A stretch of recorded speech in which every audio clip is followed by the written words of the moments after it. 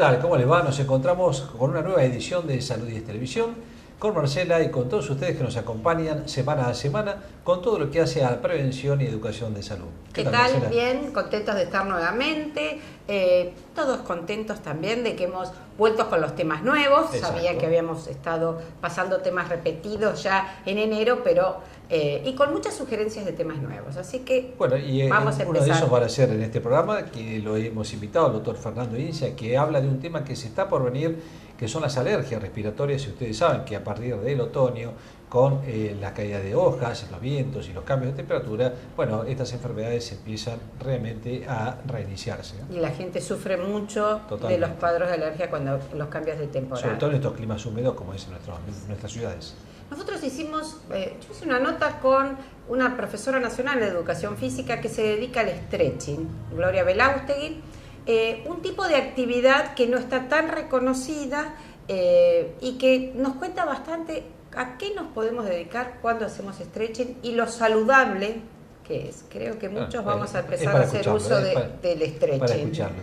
Yendo por otro lado, hablamos con el doctor Eduardo Burgos de algo que siempre los que hacen deporte o los que hacen cualquier tipo de actividad lo saben, las lesiones que pueden producirse en los meniscos. Entonces, los meniscos son, él bien lo va a explicar, están ubicados a nivel de la articulación de la rodilla y se pueden lesionar. Bueno, ¿cómo pueden afectar? ¿Qué solución se les puede dar? ¿Y cómo se puede prevenir a veces que esto se pueda romper, ¿no? Una lesión tan común, frecuente, ¿sí? Tan frecuente. Y yo hablé de un tema a sugerencia de alguien que me encontró en la calle hoy, me dijo: hay que educar a la gente en el uso de los envases y tomando del pico de la botella, de las latas. Así que me dediqué a eso en el micro. Educación. Bueno, vamos al programa.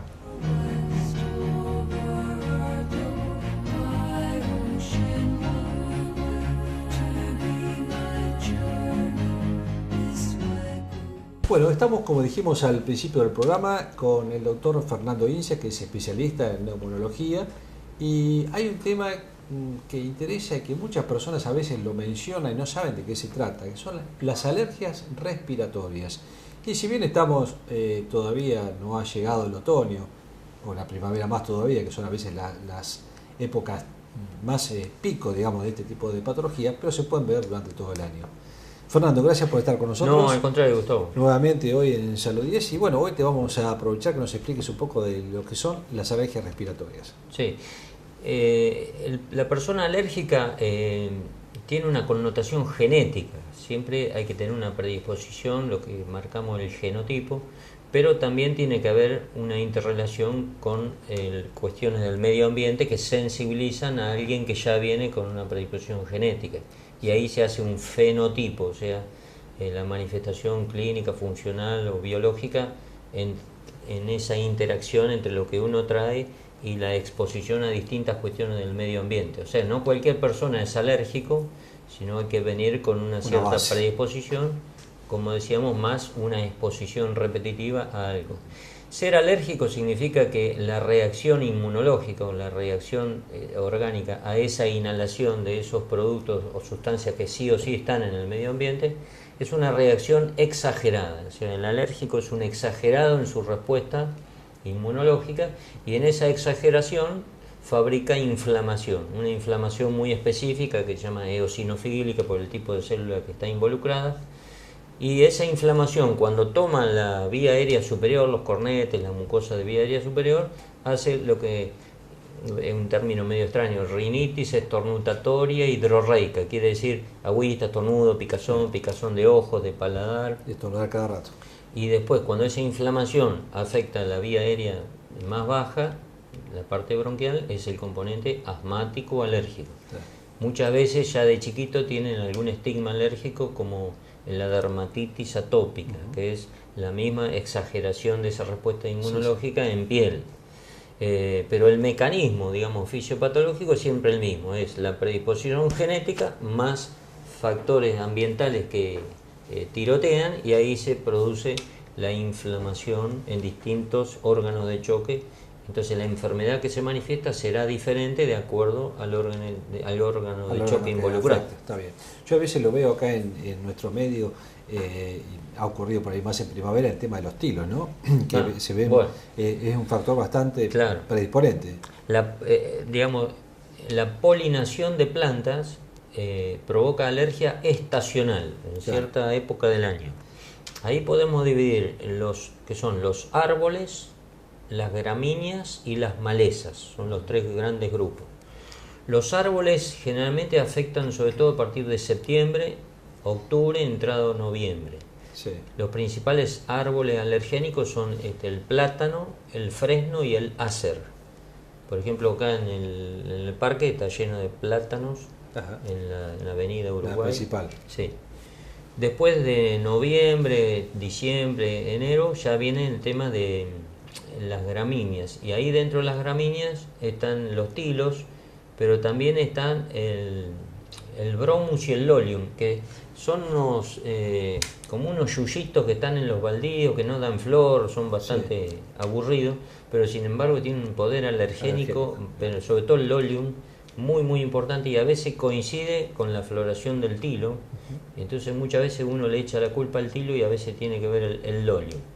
Y después ya vienen las malezas más que llaman ambrosia, quenopodium, bueno, un nombre medio raro, que están más que nada enero, febrero hasta comienzo de marzo, los primeros.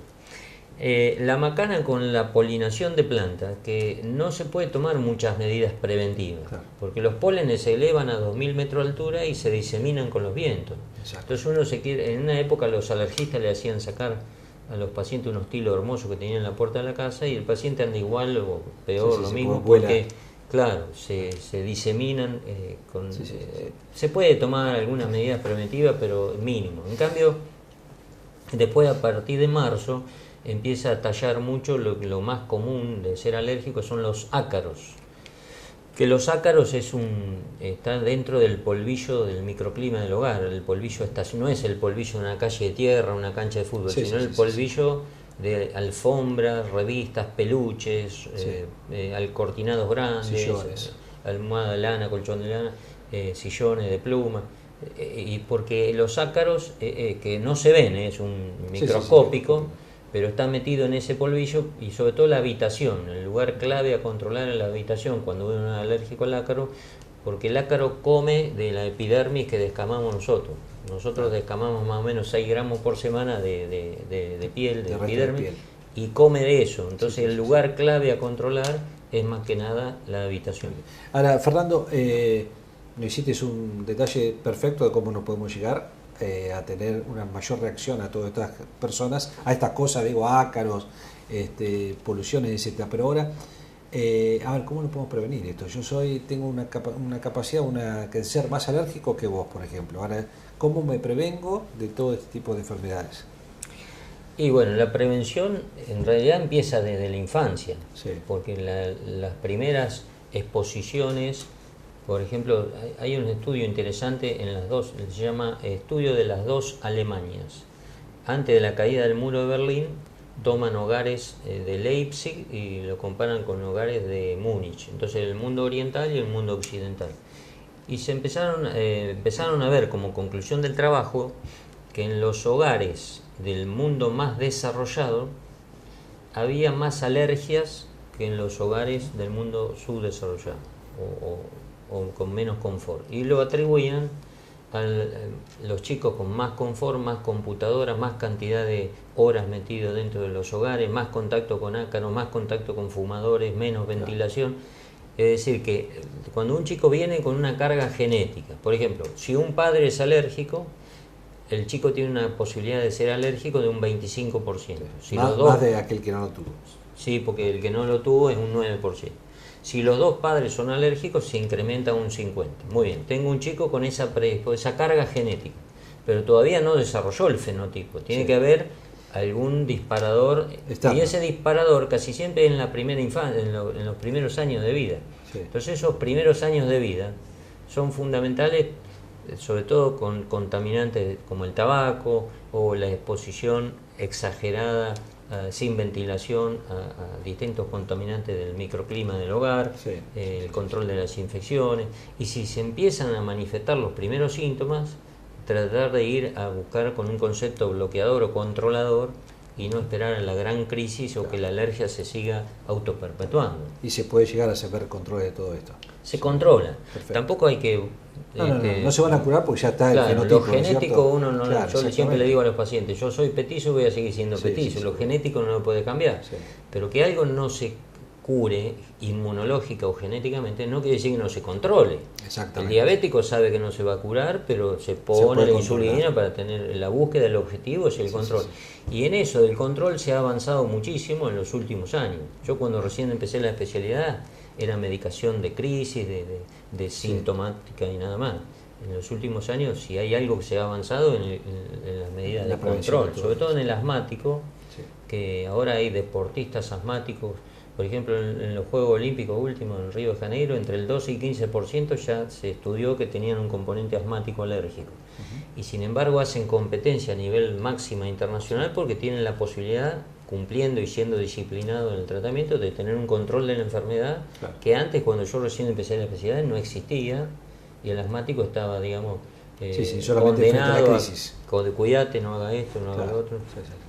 Bueno, Fernando, creo que ha sido muy claro y seguramente te vamos a invitar más adelante para que hablemos otra vez del tema de asma y a veces el tabaco pasivo, que hoy, si bien en muchos lugares se ha dejado de fumar en lugares públicos, pero todavía existe la pasividad del tabaco en otros medios, que eso es algo muy Sí, sí, importante. por supuesto.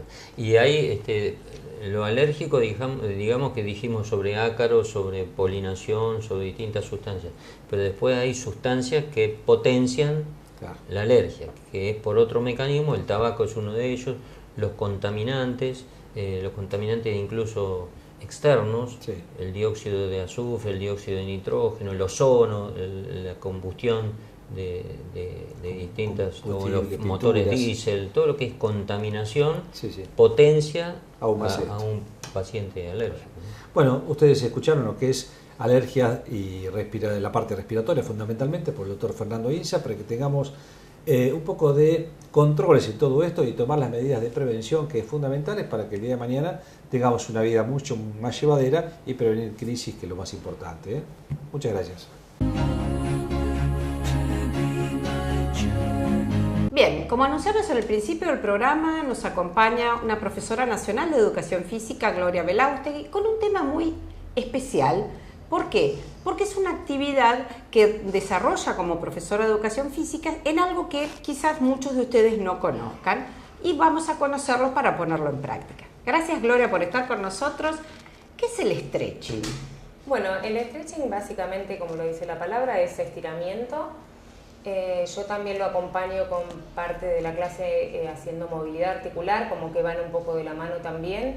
A medida que uno logra estirar y elongar, la idea es darle al cuerpo la movilidad articular que debería tener y que va perdiendo por malas posturas, por sobreentrenamiento, por el trabajo, por tener una vida demasiado sedentaria. Entonces, bueno, se busca un poco eso, darle al cuerpo movilidad y recuperar, o por alguna lesión, que a veces también una lesión hace que el cuerpo se desacomode y busque un equilibrio. Sí, un reposo prolongado. Exacto. A veces. Entonces, bueno, eso, la idea con el stretching es acomodar todas esas. ¿Cómo llegamos a hacer stretching? ¿Tenemos que tener alguna consideración especial? No Siendo tiene, sanos, sí. no hablamos de una patología. No tiene ninguna contraindicación porque es un trabajo donde no hay trabajo de fuerza, de sostén de posturas, digamos, lo puede hacer todo el mundo. Yo he tenido en estos 4 años que estoy dando clase desde adolescentes que hacen deporte y tienen demasiada carga de entrenamiento y tienen lesiones, adultos con vida demasiado sedentaria, deportistas que necesitan por ahí un estímulo semanal de una buena clase de elongación. Va medio de boca en boca, que se lo van recomendando, así es la manera que llegan. Las clases son una vez por semana, que un estímulo semanal la verdad que es suficiente y no se necesita más que eso. Lo importante, como en toda actividad física, es la constancia, que es lo que más cuesta. Pero si uno hace una vez por semana stretching y después complementa con cualquier otra actividad, salir a caminar, bicicleta, lo que sea, es suficiente, no se necesita más. No se necesita.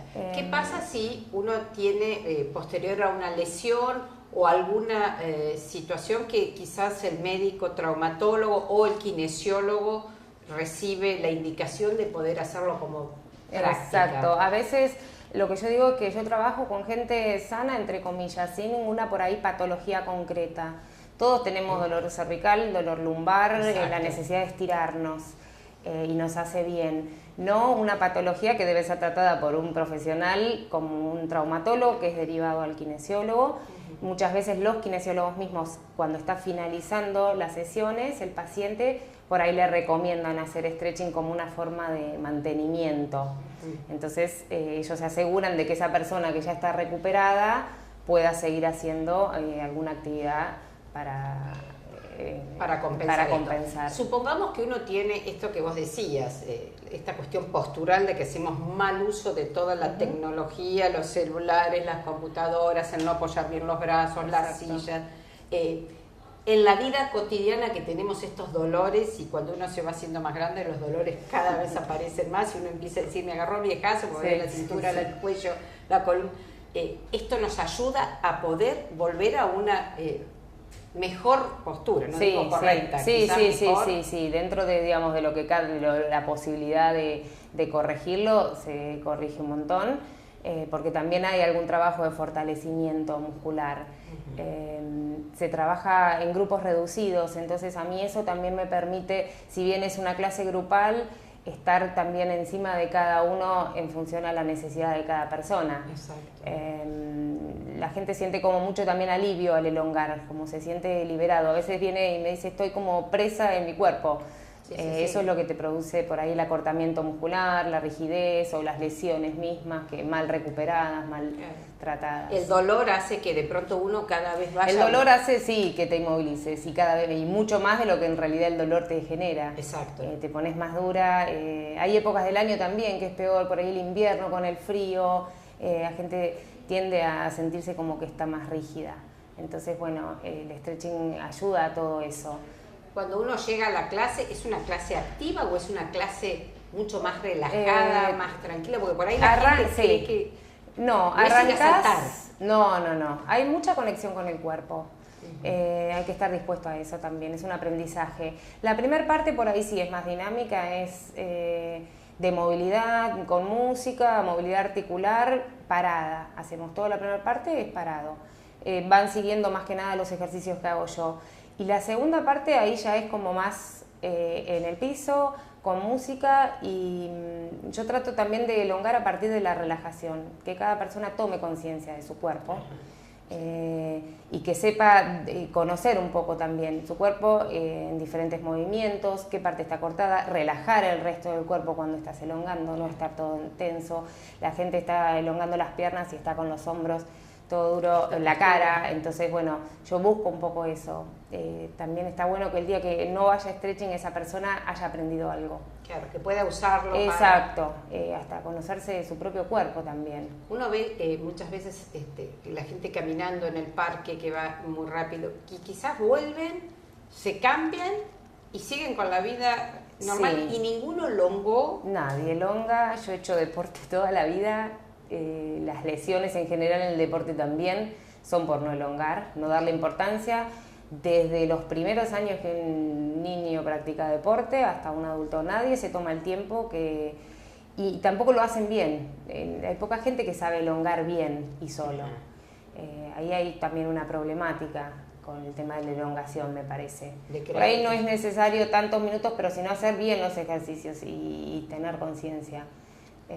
Pero es fundamental. Es fundamental porque yo veo mucha gente que decís, caminaste o anduvieron en bicicleta un montón, se bajan y siguen una vida normal y vos ves después o calambres o lesiones. Es la parte que más te da fiaca en realidad. Exacto. Es como que cuando haces deporte terminás y listo, te querés bañarte o te querés ir a tu casa, porque lleva un tiempo.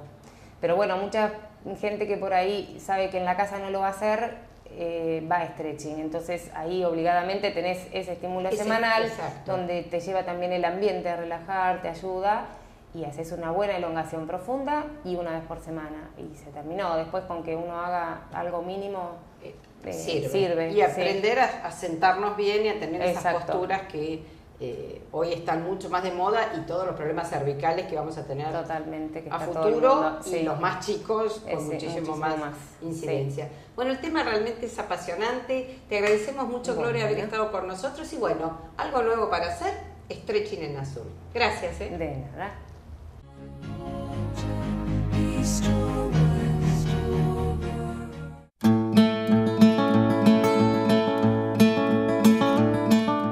Bien, tema de hoy, si bien no va a ser específicamente de nutrición, va a ser manipulación de alimentos, lavado de manos. Quiero empezar el año con las indicaciones que hemos dado siempre. El lavado de manos, la educación en la higiene de todo lo que tocamos durante todos los días, empezar a educar a los chicos que cuando van a la escuela tomen la precaución del lavado de manos antes de entrar a la escuela, cuando van al baño, en los recreos, cuando van a comer alimentos. O sea, no aflojemos el tema del lavado de manos. Durante el tiempo que estuvimos con el tema de la gripe A, hubo un excesivo lavado de manos y una obsesión, digamos. Pero creo que se ha ido relajando el tema, y estamos haciendo que de pronto venimos de un mandado, de estar en alguna actividad comercial, y no tomamos la precaución de este lavado de manos.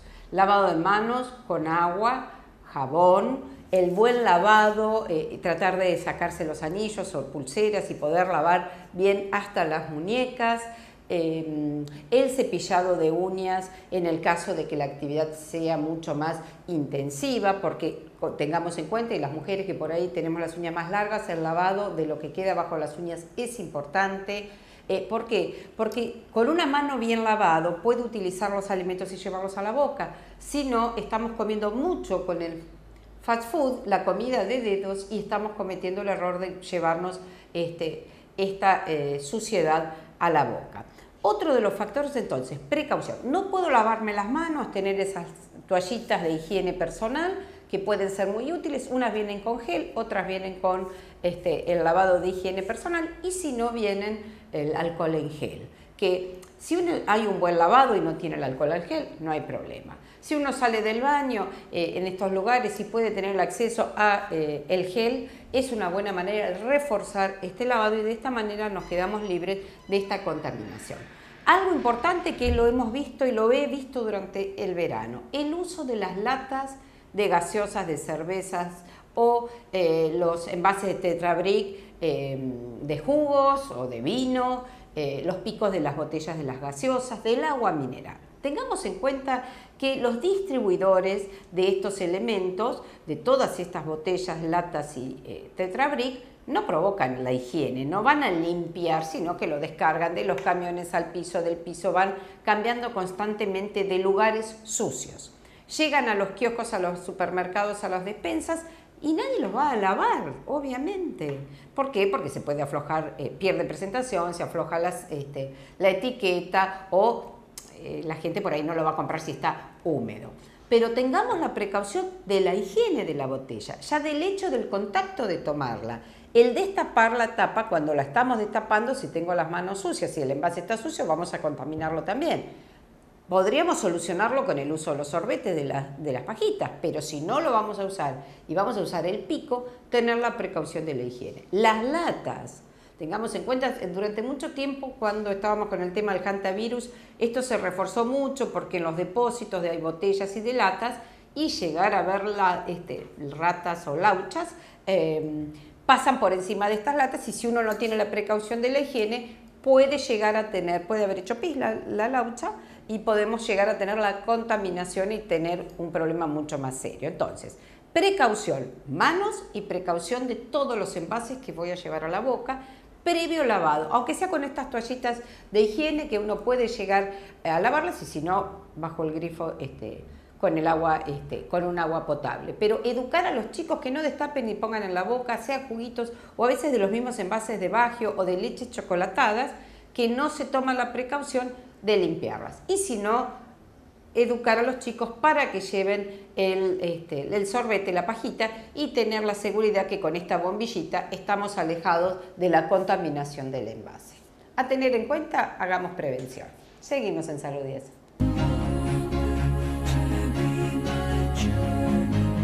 Bueno, estamos en este momento con un especialista en traumatología y ortopedia, que es el doctor Eduardo Burgos, que le agradecemos que estés hoy con nosotros en Salud 10. Sé que nuestra producción hizo bastante para que te podamos tener acá con nosotros. Gracias a ustedes por la invitación.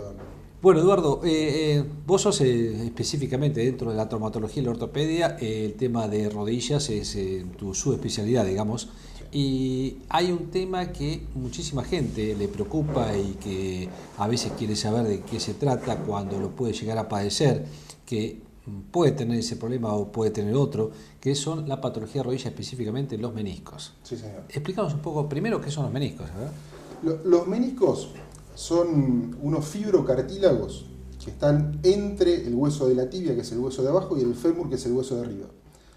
Fibrocartílago es como un cartílago más blandito, cuya función es amortiguar y coadaptar las superficies articulares para que articulen perfectamente bien. Los meniscos se lesionan en niños, jóvenes, adultos y gente mayor. O sea, a cualquier edad puede tener lesiones. Cualquier edad puede tener lesiones meniscales. Sí. En general, la de los niños vienen con defectos de nacimiento que se hacen notorios habitualmente a la edad de la adolescencia o al comenzar la adolescencia. En la gente joven, en general, la lesión es traumática, y ya de los 40 años para arriba, la lesión es degenerativa. Quiere decir que se va gastando y se va rompiendo el menisco. Pues es muy común de escuchar que en un deportista muchas veces, bueno, hay lesiones meniscales, esto lo vemos en los partidos de fútbol, que es bastante habitual, que tuvo una lesión de menisco y bueno, tiene que ser llevado a veces en forma urgente a algún lugar para inmovilizarlo, ¿no es cierto? Y ahora te pregunto otra cosa, porque cuando uno tiene una lesión meniscal, que puede ser tanto chico como decís, adolescente o adulto, ¿siempre el tratamiento de esta patología es quirúrgica? Sí, no siempre. En los chicos, cuando se rompe un menisco, es como si hubiera como una piedrita dentro de un zapato, pero dentro de la articulación de la rodilla. Esa piedrita hace que roce el cartílago, y lugares que no tiene que rozar naturalmente, lo que produce dolor e inflamación. Sí. Cuando a uno le duele, tiende a quedarse quieto, entonces los síntomas mejoran. Cuando uno se siente bien, vuelve a hacer su actividad normal y otra vez empiezan los síntomas. Es decir, que son molestias recurrentes. Sí. Hay veces que sí es muy dolorosa la lesión, pero la realidad es que son las menos. En general, el tratamiento se hace por las molestias recurrentes. Cuando el menisco está muy roto, no hay otra posibilidad que es resecar o sacar la lesión, la parte que está rota. No todo el menisco, sino el pedacito que está roto. No es necesario sacar todo el menisco. No. En los niños, digámosles de adolescentes para la niñez, tienen un potencial de regeneración. Por lo tanto, no siempre es necesario sacarlos, sino que se pueden suturar o reparar. Ya en los adultos jóvenes y adultos mayores, sí o sí hay que resecar la parte rota. Pero no siempre es así, porque en los adultos de 40 para arriba, como les dije hace un ratito, las lesiones son degenerativas. Quiere decir que se van gastando solo y se van desgarrando solitos sin ningún traumatismo de por medio. Esto hace que tengan los mismos síntomas, dolor, inflamación, pero en general en el término de 2 o 3 meses, con reposo deportivo, tratamiento kinésico, eso se cura solo, se reacomoda solo. Entonces, no es que uno se rompe un menisco, se lesiona el menisco y sí o sí va a operarse, sino que hay que tener cierta paciencia y esperar. Y muchas veces cuando la persona es grande, no solo es la lesión del menisco, sino que tiene patología asociada, como un poquito de artrosis, desgaste del cartílago. Entonces uno espera que hasta ese momento se sentía bien, y operándose va a estar perfecto. Y la realidad es que sí, el menisco se arregla, pero el resto de la patología de la rodilla sigue estando. Entonces uno tiene que aceptar a convivir con alguna molestia. Sí. Eso te iba a preguntar, porque si vos sacás el menisco de una persona, supongamos que no tenga patología asociada de artrosis o algo, ¿tiene algún problema con su movilidad? Claro, el menisco lo ideal es que esté sano. ¿Sí? Cuando está lesionado y genera síntomas, esa inflamación recurrente va desgastando y debilitando el cartílago, lo cual acelera la artrosis. Entonces, el tratamiento para no acelerar la artrosis es resecar el pedacito de menisco. Si se reseca un pedacito de menisco, como la mayoría de las veces ocurre, después no hay problema a futuro. Ahora, Cuando el menisco está roto entero y hay que resecarlo entero, estamos en la misma, ¿sí? Al principio la sintomatología va a ceder, pero el menisco por algo está. Entonces al perderlo, otra vez empieza a rozar cartílago del hueso de arriba con el cartílago del hueso de abajo, y también va a tener una artrosis más precoz que si la naturaleza ¿sí? no le hubiera lesionado el menisco. ¿Hay alguna sustancia que se pueda colocar entre la articulación para que ayude a amortiguar eso? Hoy en día no, científicamente se ha probado con prótesis meniscales y actualmente está en investigación el tema de trasplantes meniscales, pero los resultados no son aceptables hasta el momento.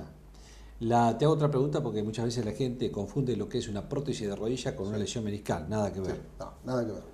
La prótesis de rodilla es la cirugía que se hace en última instancia, ¿sí? Cuando ya hay una artrosis que no se puede contener con calmantes suaves tomados diariamente, es el reemplazo de la articulación, que consiste en, como se dice, reemplazo, cortar un pedacito del hueso de arriba, un pedacito del hueso de abajo e implantar una prótesis mecánica que articule, ¿sí? Artificialmente.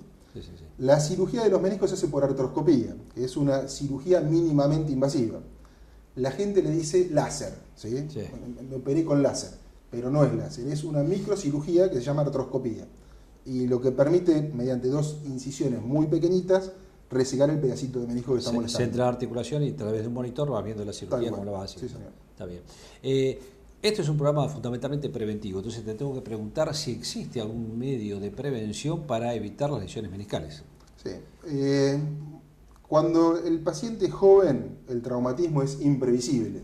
Sí, hay que estar bien entrenado para tener una buena masa muscular, que va a ayudar en el caso de un traumatismo o una torcedura de la rodilla. En la gente más grande, cuando empieza con los síntomas, la gente que es deportista, debe tratar de evitar todo lo que es impacto. O sea, hay mucha gente que le gusta salir a correr y empieza con síntomas, habría que ya pensar en cambiarlo por la bicicleta, por la natación, por la caminata, y no insistir con el tema del impacto de correr. Pero después no hay mucha manera de prevenir. Y la obesidad también, porque seguramente debe ser... El sobrepeso para toda la patología de rodilla es muy importante, porque con cada paso que damos, mecánicamente, la rodilla, el peso del cuerpo se multiplica por 4 en cada rodilla por cada paso que damos. Entonces, si uno está con sobrepeso y baja 5 kilos, por ejemplo, que es un número aceptable, para cada rodilla son como que bajó 20 kilos cuando camina. Por lo tanto, el control del peso corporal ante los dolorcitos de rodillas son importantes. Es importante. No te pregunté cómo se hace el diagnóstico. ¿Es clínico solamente o a través de algún método complementario? Como casi todas las lesiones médicas, el interrogatorio tiene gran parte del diagnóstico. Sí. Cómo se le produjo, cómo son los síntomas. Uno con una lesión meniscal puede tener los mismos síntomas a la semana y a la otra semana se le fueron y fue una inflamación del menisco que no fue lesión, pero los síntomas los tuvo. Ahora, cuando la persona hace 1 mes, 2 meses que viene con las molestias recurrentes, ahí ya uno piensa como que probablemente lo tenga. Y el diagnóstico se hace de certeza es mediante una resonancia magnética. Ahí ves bien la uno cuando lo revisa en el consultorio ya ve que los síntomas pueden ser compatibles. Sí, pero el de certeza es una resonancia. Además, desde el punto de vista quirúrgico, la necesitas también para ver dónde vas a acceder. Y para ver las lesiones asociadas que pueda llegar a tener. Bueno, Eduardo, te agradecemos mucho y ustedes escucharon muy bien que no todos los meniscos o lesiones meniscales son quirúrgicas, algunas se pueden llegar a solucionar, a veces sola o a través del reposo, la inflamación. Es muy importante la consulta, no estar haciendo, muchas veces hay pacientes que se ponen hielo o calor, se movilizan, al rato salen a caminar de nuevo porque se les va. No ir con miedo pensando que el menisco está roto y se tiene que operar sí o sí. Exactamente. Todo lo contrario, la mayoría de las veces no son quirúrgicas. Sí. Y si hay para operarlo hay que hacer una cirugía totalmente mínimamente invasiva, porque se colocan 2 trócares, se saca la lesión rota y al otro día ya se puede ir a su casa el mismo día. Eduardo, te agradecemos mucho, quedó muy claro el tema, así que otro día vamos a hablar de ligamentos. Dale, gracias por la invitación. No, por favor, continuamos.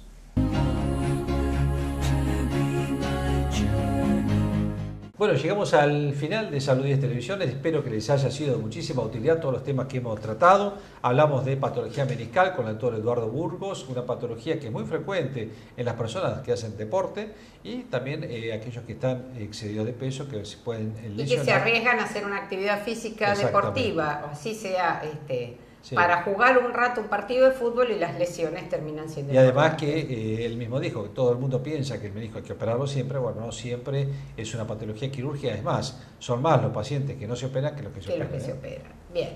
También una nota con el doctor Fernando Inza hablando sobre alergia, a tener en cuenta todas las consideraciones para estar prevenidos en el momento del cambio de la temporada y la caída de hojas, como decíamos, exacto, la floración de algunas plantas que provocan... en esta época de otoño, que es preponderante para esto. Y bueno, y la habrán escuchado a Marcela en su micro, que no debemos tomar de los bordes de las latas y de las botellas a nivel del pico, porque puede producir algún tipo de... Exacto. Y el lavado de manos que hice hincapié, ¿por qué? Porque empieza la época de después, en donde empezamos a hacer hincapié en los chicos, de lavarse las manos en la escuela. Es como que uno viene de la temporada de verano, donde estamos constantemente con agua. Totalmente, exactamente. Porque están en las piletas y demás. Sí. Pero bueno, empezar a tomar precaución y educarnos nuevamente en el uso del lavado de manos. Y bueno, vamos a tener que sacar un turno para hacer stretching, ¿no? Stretching con Gloria, Gloria Belaustegui, que además nos ofrece que la gente que nunca ha hecho esta actividad pueda llegar a tomar una clase como para ver si le resulta, si le parece práctico, y ella da martes y jueves a las 8 horas, igual la pueden buscar en el Facebook como Gloria Belaustegui o clases de stretching en azul, y tomar contacto para esta cuestión. Va a haber que ir a ver de qué se trata. Por supuesto, me anoto bueno, en primer lugar. Que pasen muy lindos carnavales este próximo fin de semana y a disfrutar que se termina el verano y se empiezan las clases. Empieza la organización de la agenda ya a full. Totalmente. Nos vemos en 7 días. Gracias por estar con nosotros.